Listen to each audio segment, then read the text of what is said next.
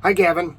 I'm going to give you an update on what has been done to date. It is 9/18 at 11:38, and I'm going to take you through everything that's been done so far and what needs to be done. So I'm going to flip the camera around. The first thing I want to do is point out some things about the charge air cooler and a couple things about stuff I'm leaving in your, I don't know where this is, machinery room or something. So the first thing I want you to see is this elbow here, where the drain is, and how the inlet for the charge air cooler is at an angle.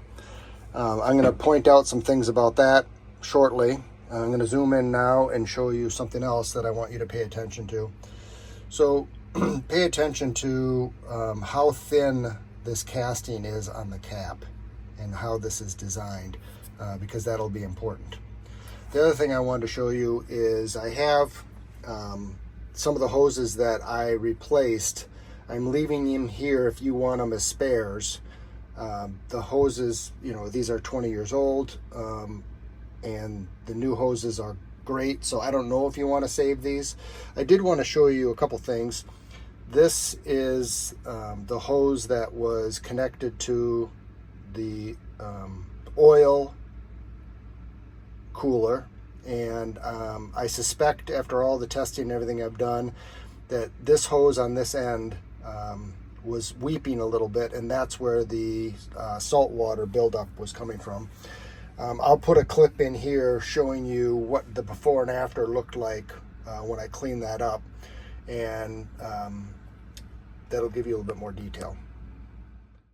Here's a picture of that hose leak I was telling you about. This is the top of the oil cooler, and I cleaned it up and ran the engine for more than an hour, and there was no moisture at all in this area. So I believe this problem has been solved and it will not be an issue in the future.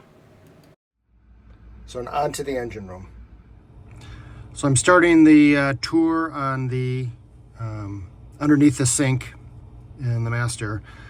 I'm going to zoom in a little bit on a couple things that I wanted to show you.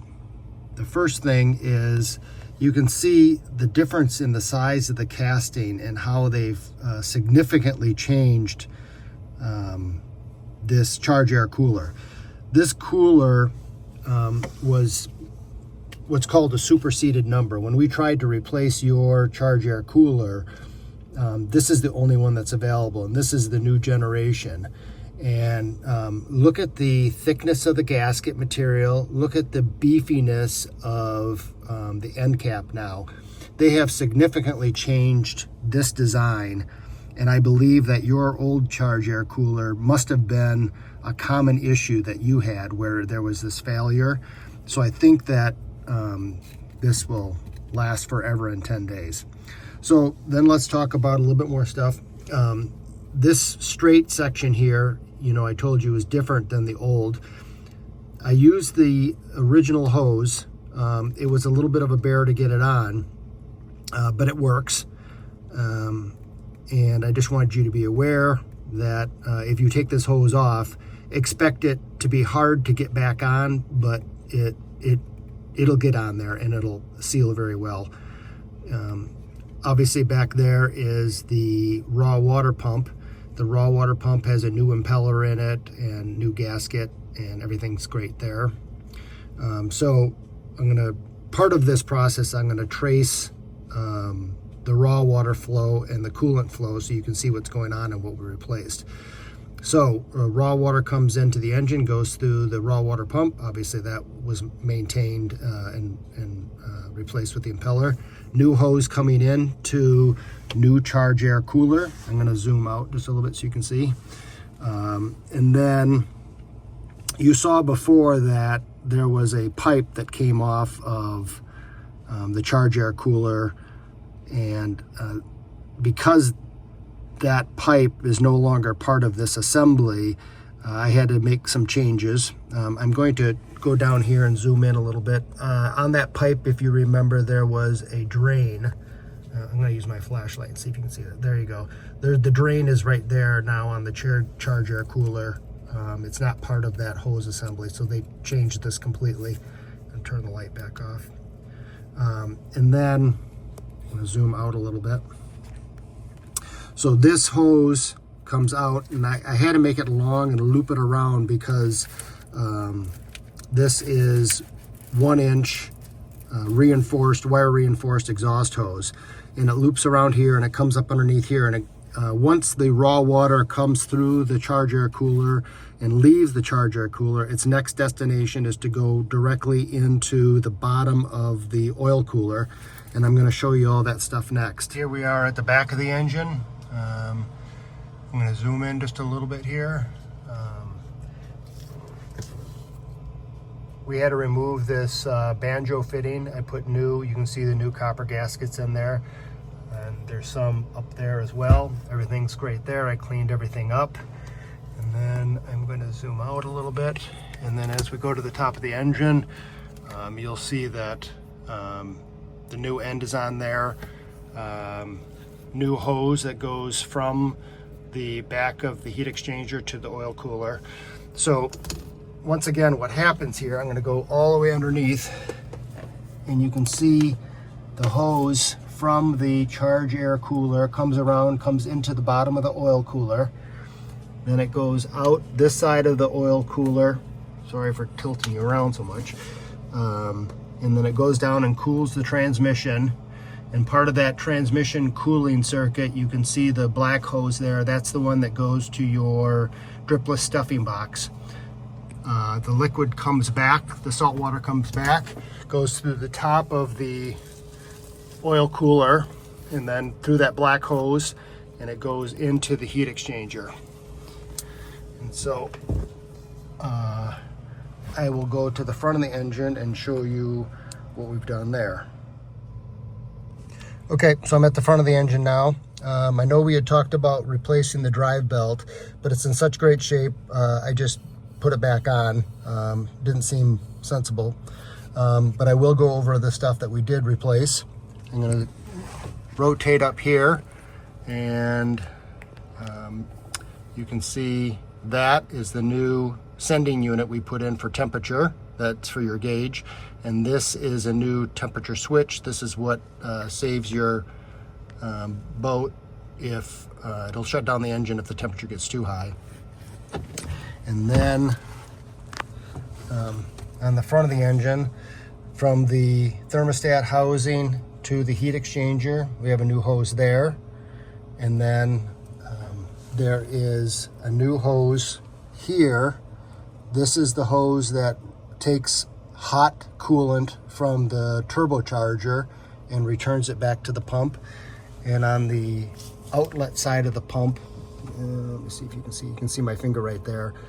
That is the hose that goes to the turbo from the circulating pump, the coolant, and that's a brand new hose. And then there's a new hose here from the saltwater side.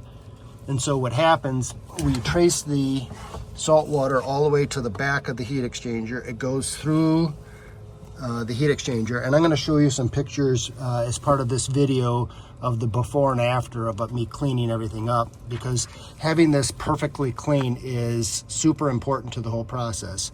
So then once it comes through the heat exchanger, it goes through this elbow, through this new hose, and then it goes back and it gets injected into the water injection elbow.